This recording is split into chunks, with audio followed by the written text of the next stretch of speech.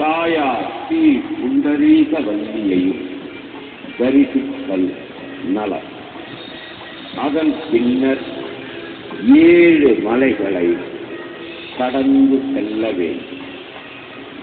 முதல் மலை எருத்துமலை, 2வது மலை நீலமலை எனும் நீலாஸ்தி, 3வது மலை அஞ்சனாஸ்தி, 4வது மலை கேசாஸ்தி, 5வது மலை கருடாஸ்தி, 6வது மலை நாராயணாஸ்தி, 7வது மலை ஏழுமலை வெங்கடாஸ்தி.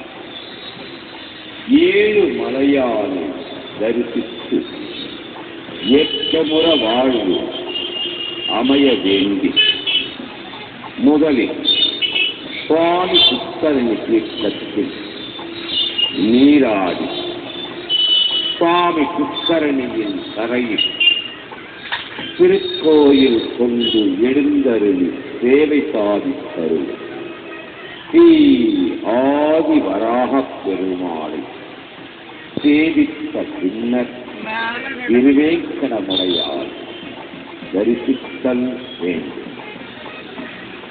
திவ்ய தரிசனம் முடிந்து திருமலையிலிருந்து திருச்சானூர்